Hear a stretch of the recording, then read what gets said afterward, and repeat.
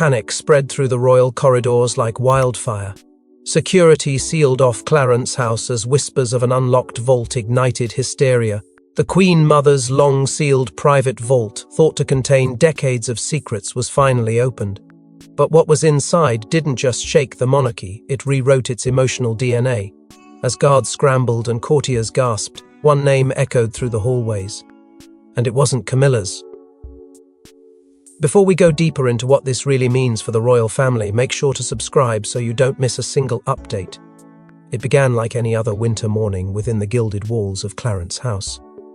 A restoration crew, assigned to inspect structural damages in one of the oldest chambers, stumbled upon a concealed lock embedded into the wall behind the Queen Mother's former writing desk. Unmarked, untouched, and decades old, the sealed vault immediately triggered high alert.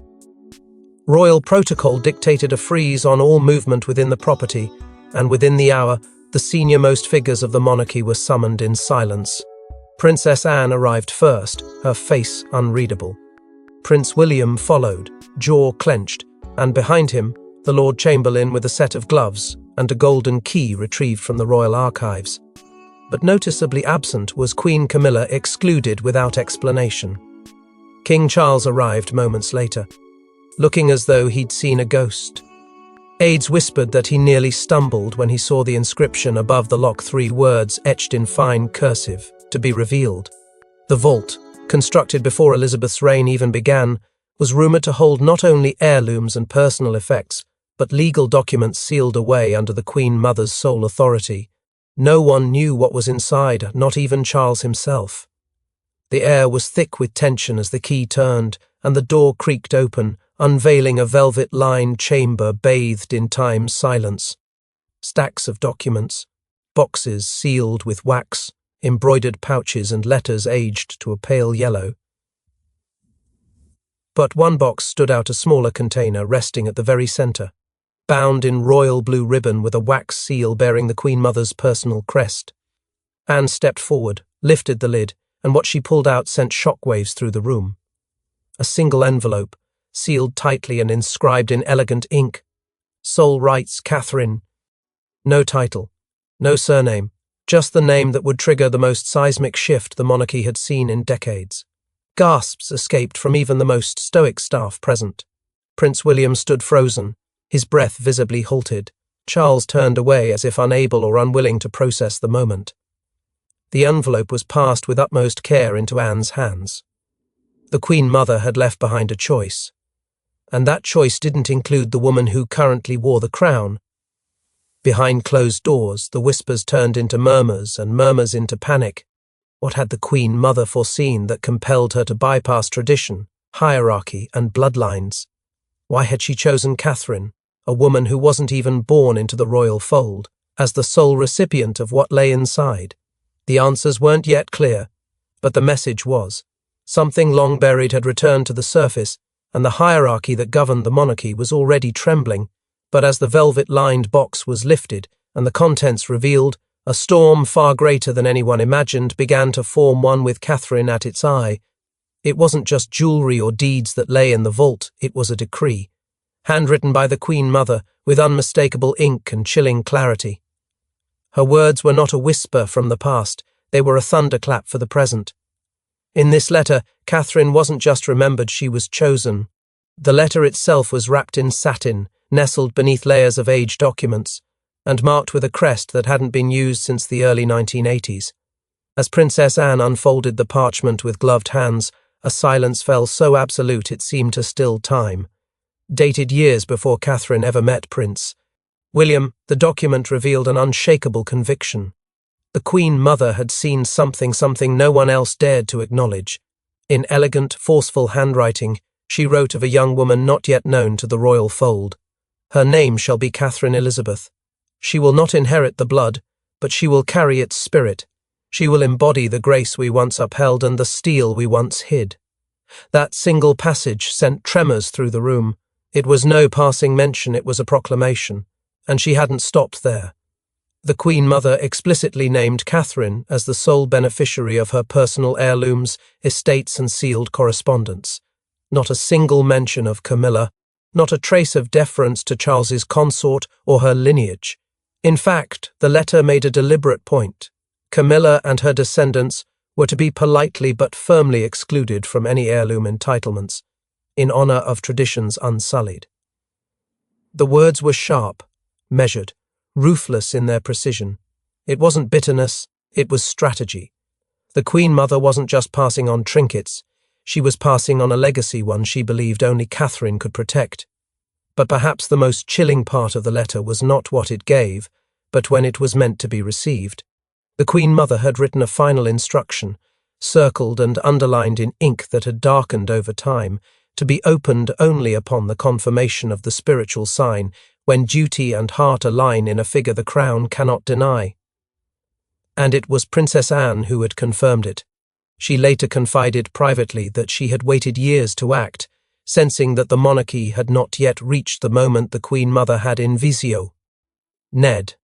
But in recent months, as Catherine stood unwavering through scandal, betrayal and public scrutiny, Anne knew the sign had come. And so, the vault was opened.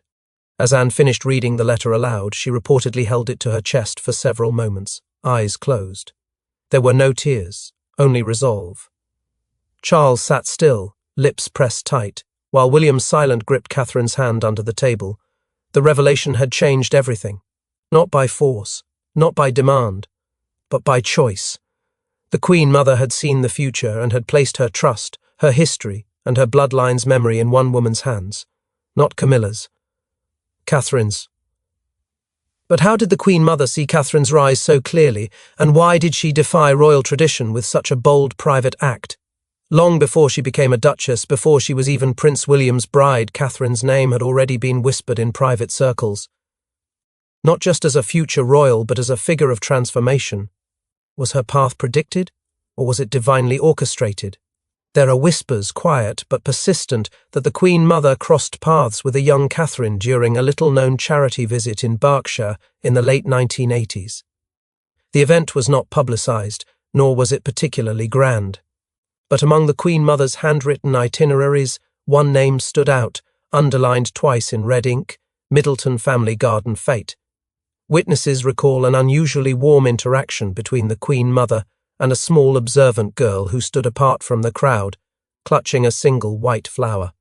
It would later be noted in the Queen Mother's private diary cryptically, as the quiet one watched. She smiled with her eyes. That eerie entry would be dismissed by the palace archivist until the vault's opening forced everything to be re-examined, but the links may have begun even earlier. Catherine's great-grandmother, Olive Lupton, was rumoured to have worked closely within the Queen Mother's inner household, during wartime a woman trusted with discretion and dignity. While the connection had been downplayed over the years, newly surfaced servant records and wartime correspondence now suggest Olive was not just a staff member but a confidant, one who may have shared stories, hopes and even pictures of her growing family, pictures that may have made their way into the Queen Mother's treasured photo albums. One such portrait, found in a locked drawer beside the Queen Mother's writing desk, showed a child bearing a haunting resemblance to Catherine long before she entered the public eye. But it was the Queen Mother's coded entries that sent shivers down the spines of those reviewing her diaries. Between references to royal events and global visits, scattered lines appear again and again over the span of decades. The quiet one shall bring balance. The line bends, but she steadies it. She will restore what's lost. Former aides once dismissed these phrases as senile musings or poetic exaggerations, but now they demand re-examination.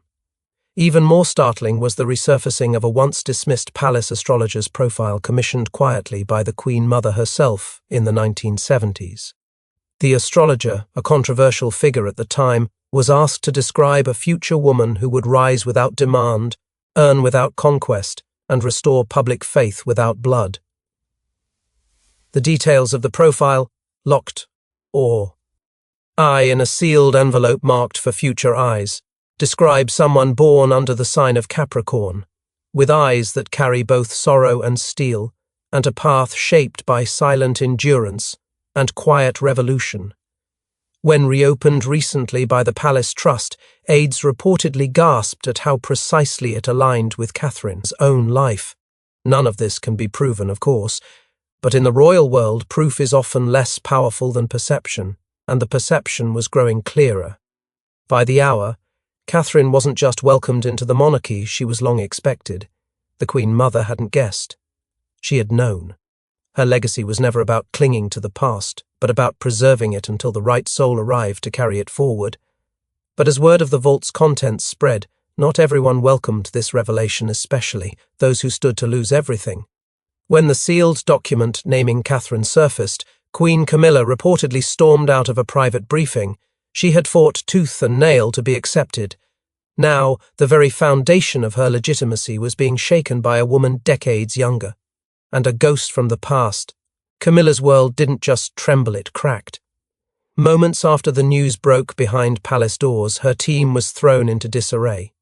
Palace communications had failed to notify her of the vault's opening, let alone its explosive contents. Security protocols were activated without her inclusion, and her private secretary was left stammering when reporters began whispering about Catherine's inheritance. It wasn't just an oversight.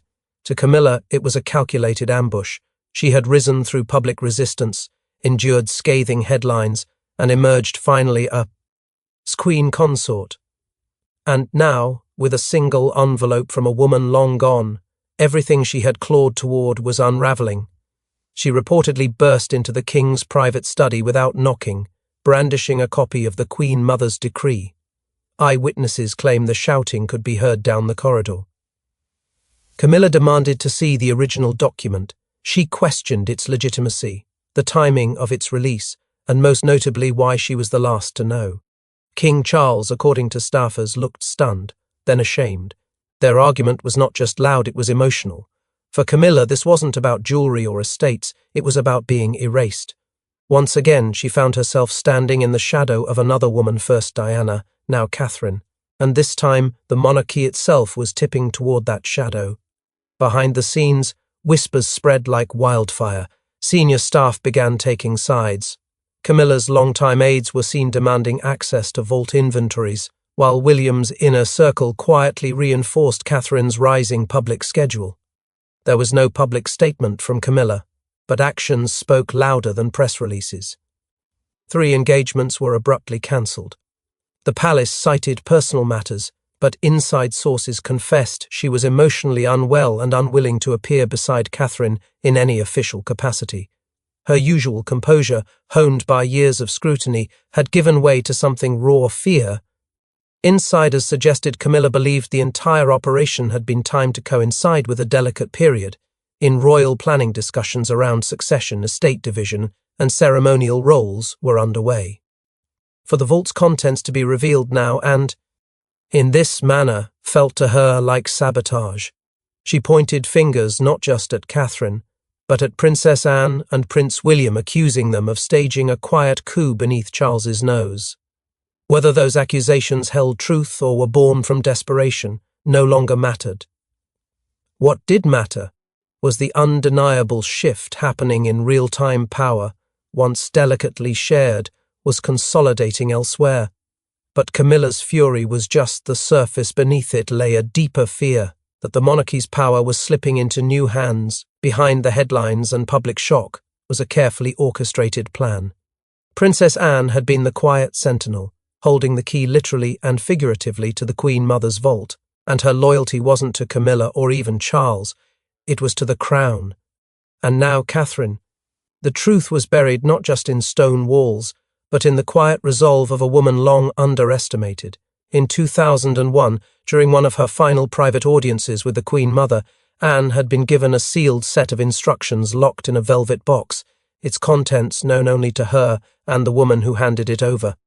At the time, few paid attention. It was assumed Anne was simply managing one of the many ceremonial obligations she took on, without fuss or fanfare. But within that box was a skeleton key, a hand-penned letter, and a single directive: when the time feels right, not when you're told it is. Anne took that charge seriously, and for over 2 decades she spoke not a word of it, not even to Charles. The key itself remained hidden, tucked away in a concealed drawer of her Gloucestershire estate, where only she could access it. And all the while Anne watched. she observed the risque of Camilla, the crown's reshaping under a more modern, if contentious, image. But she never intervened because it wasn't time. According to sources close to her, Anne believed that duty required discernment, not noise, and while others jostled for visibility, Anne kept her focus on legacy. Over the years, those closest to her recall her speaking rarely of Catherine, but when she did, her words were deliberate. "She's the only one who understands duty without thirst," Anne once confided. It was not flattery, it was recognition. Only recently did Anne disclose the vault's existence to Charles, and even then it wasn't a request, it was a statement. By then Camilla's influence within court had peaked. Her portrait unveiled, her title solidified, her allies emboldened. But Anne knew timing was everything. The Queen Mother hadn't asked her to act when convenient. She had asked her to wait until the monarchy needed to remember its spine. That moment, Anne believed, had come. The crown, in her eyes, had drifted too far into compromise. The vault's opening wasn't just a revelation, it was a correction. And Anne wasn't acting alone. Her quiet alliance with Prince William had begun to take shape months earlier, built not on shared ambition but on shared belief. A belief that the institution had to return to its core, to service, stability, and steel. Lady Louise, too, was drawn into confidence, regarded by Anne as the next generation's unshakable moral compass. Together, the three began reinforcing lines that had blurred in recent years, protecting what the Queen Mother had left behind and preparing to pass it forward. Yet while Anne moved behind closed doors, William took a bolder stance, launching a quiet war to secure Catherine's rightful legacy. For years, William remained measured, diplomatic even as the monarchy fractured under pressure. But the vault's revelation lit a fire that could not be extinguished. Now, he wasn't just heir to the throne. He was the architect of a new era, and his mother-in-law's crown was at stake. What happened behind palace walls in the 48 hours following the vault's opening was nothing short of a strategic revolution.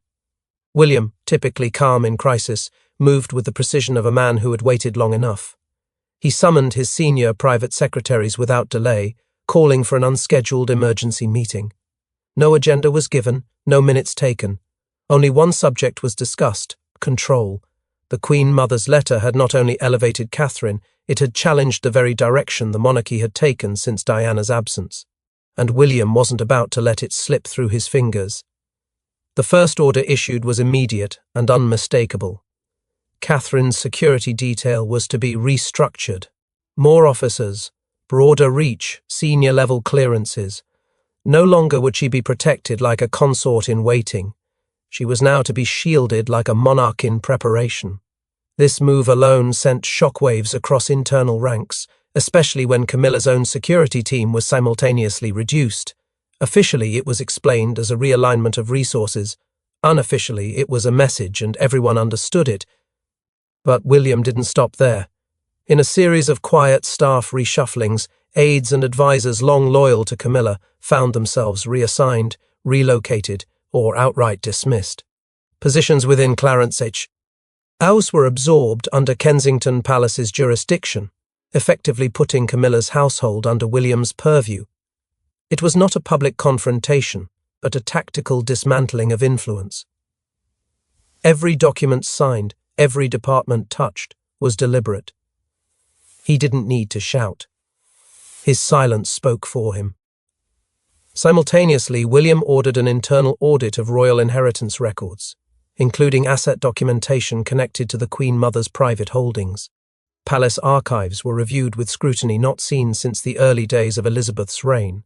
And perhaps most telling of all, he brought in a team of royal legal advisors to authenticate the Queen Mother's letter, not to question it, but to enshrine it as legally binding. This wasn't just symbolism, this was succession by law. To the public, nothing seemed out of the ordinary. William appeared as dutiful as ever, smiling at engagements, standing beside his father during joint appearances. But behind those carefully managed optics, he was building a structure around Catherine that no vault could contain. Staffers described him as colder, more focused, and utterly unapologetic. He didn't explain his moves, he didn't defend them, he simply made them. This wasn't a prince waiting for a throne. This was a man reshaping the one he was destined to inherit, ensuring that when he did, it would bear the legacy of the woman who once lost everything to it, and the woman now chosen to reclaim it. And as William tightened his grip, another presence from the shadows rose Diana's legacy, reawakened through Catherine's rise. They called her the People's Princess, but she died without ever wearing the crown. Now Catherine. Many see not just a successor, but a spiritual continuation. The vault's contents didn't just rewrite Catherine's destiny, they gave voice to Diana's silent promise. It started with whispers, then memories, and finally, undeniable parallels, the composure under scrutiny, the quiet defiance in the face of tradition, the ability to connect with the public beyond titles and crowns. Catherine was beginning to walk a path eerily reminiscent of Diana's. As the vault revelations rippled through the royal establishment, the people didn't just react with shock. They remembered. Old clips of Diana flooded social media feeds, moments when she questioned the future of the monarchy, when she wondered aloud whether love, truth, and humanity could ever survive behind palace walls. And suddenly, her unfinished story found a heartbeat in Catherine. Then came the brooch. At an engagement days after the vault's opening, Catherine appeared wearing a piece of jewellery that hadn't been seen in decades, a sapphire and diamond brooch once belonging to the Queen Mother. What few knew until now was that it had been gifted to Diana during her first pregnancy. After her death, it vanished from public records. The Queen Mother had taken it back, locking it away in the vault, preserved not for Charles nor Camilla, but for someone worthy. That someone, clearly, had arrived. Catherine didn't announce the significance. She didn't need to. The message spoke louder than words. But the most haunting moment came in private, far from cameras and ceremonies. Tucked deep within the vault had been a second envelope, this one marked not with a name, but a sentence, "For her, when the time comes." Only 3 people were reportedly present when it was opened: William, Anne, and the Lord Chamberlain. The contents were never made public. But what's known is this: when William read it, he wept. Not the tears of grief, but the tears of weight, responsibility, recognition. Some say it contained a final blessing from the Queen Mother. Others believe it held a message once passed from Diana to Elizabeth, and then to Anne. Whatever it was, it solidified something in William. He left that room changed. And Catherine, from that moment forward, stood taller. The public followed suit. Support for Catherine surged like a wave no one could control. Hashtags flooded timelines. Editorials hailed her as the crown's compass. And quietly, inevitably, Camilla began to fade from the narrative, not out of cruelty, but because the people had chosen a different story to follow. One rooted in dignity, loss, and legacy. Catherine wasn't demanding the spotlight. The vault had handed it to her. But no dynasty survives on sentiment alone, and what came next was a move that left the royal court speechless. Faced with mounting pressure, a fractured family, and a public that had made its choice, King Charles did the unthinkable.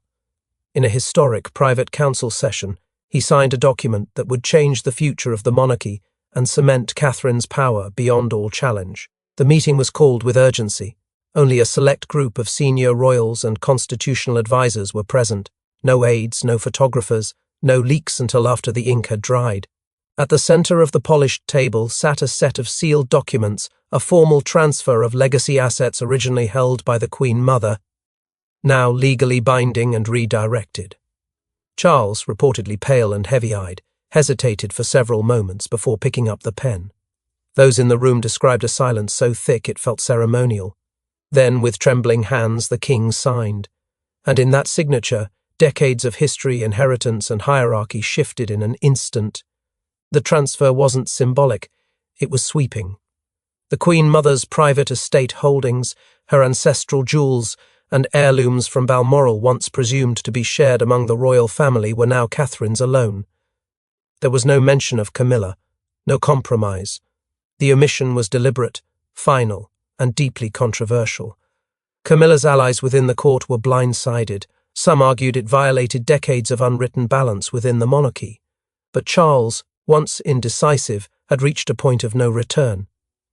He had been backed into a corner by a wave of sentiment and strategic force led by Anne and William, and he chose to preserve the monarchy's future, even if it meant rewriting its present. The fallout inside the room was immediate. 2 council members stood and walked out before the final seal was applied. One called it a betrayal of the Queen Consort's service. Another reportedly warned that this move would deepen fractures already threatening the institution. But Charles remained still, saying only, "This is what she wanted. This is what we need." No one needed to ask who she referred to. It wasn't Camilla. It wasn't even Catherine. It was the Queen Mother and, by extension, everything she stood for. Palace aides scrambled to respond. There was no precedent for such a complete inheritance transfer being made public. Lawyers reviewed every line, confirming its legality. Press teams prepared statements, but Catherine reportedly blocked them. "Let dignity speak louder," she was quoted as saying. She would not celebrate a victory that came with such visible pain. And yet, her silence carried more weight than any speech could have. Across the nation, headlines swirled, and debates flared, but behind palace walls, the message was clear. Catherine was no longer simply the future queen. She was now the monarch's chosen cornerstone. But even as the ink dried and the crown tilted ever closer to Catherine's hands, one final secret lay hidden, a truth no one expected. Just when the dust seemed to settle, a final envelope unopened, unnoticed, was found lodged behind the vault's inner panel. Its contents weren't about titles or diamonds, but blood. The truth inside threatens to reshape royal identity itself. It was a royal archivist, working alone in the vault days after the initial opening, who discovered the envelope. Tucked into a narrow crevice behind the inner wood panelling, it was sealed in aged wax and marked only with a single word, protected. Not a name, not a date, just that. The document was immediately turned over to the Lord Chamberlain, who read it in private alongside Princess Anne and the palace's most trusted legal advisor. What followed was silence. No press release, no announcement. But a series of subtle moves across royal operations indicated something deeper, something darker had been uncovered. According to whispers from within the palace, the letter was not written by the Queen Mother, but by someone close to her, likely a wartime confidant. It referenced a child born in secret during the height of the Second World War, a child whose identity had been concealed not out of shame, but to protect the bloodline. The phrasing was cryptic but unmistakable. To protect the future, she was never named, but her line must one day be known. There was also mention of a false registry, a relocation to Yorkshire, and a royal surname given up to preserve peace during turbulent times. Suddenly, the entire foundation of royal lineage, who was entitled to what, and why, felt dangerously exposed. But what stunned those who saw the letter was one particular phrase, the one who wears 2 crowns but bears 1 name. Interpretations exploded. Some believed it hinted at a child born of both noble and common blood. Others saw it as a metaphor, implying that a woman destined to lead both by duty and spirit had already arrived. And in the context of all that had transpired, there was only one name on everyone's lips. Catherine. Speculation erupted like wildfire across the globe. Media outlets from London to New York dissected the phrasing, debated the implications, and raised one chilling question. Had the Queen Mother known all along that Catherine's ancestry tied more closely to the throne than anyone had imagined? Could her rise have been more than poetic justice? Could it have been a correction of a buried royal truth? Genealogists were consulted, old records revisited, ancestry reports flooded forums, searching for traces of that wartime child's legacy. The possibility hung in the air like a storm about to break. What if Catherine wasn't just chosen? What if she was born to reclaim? The palace's response was deafening in its silence. No comment, no denial. Only tightened lips and increased security around the vault itself. And perhaps that was the greatest confirmation of all, that something had shifted, not just in public perception, but in the monarchy's internal truth. Catherine remained composed, untouched by the chaos, as if she too sensed the weight of the revelation but refused to let it define her. She didn't need to prove anything. The vault had already spoken. The vault may be closed again, but what it revealed will echo for generations. In choosing Catherine, the Queen Mother didn't just bestow inheritance, she ignited a royal reckoning. Thanks for watching. Please don't forget to like and subscribe, and we will see you in next one.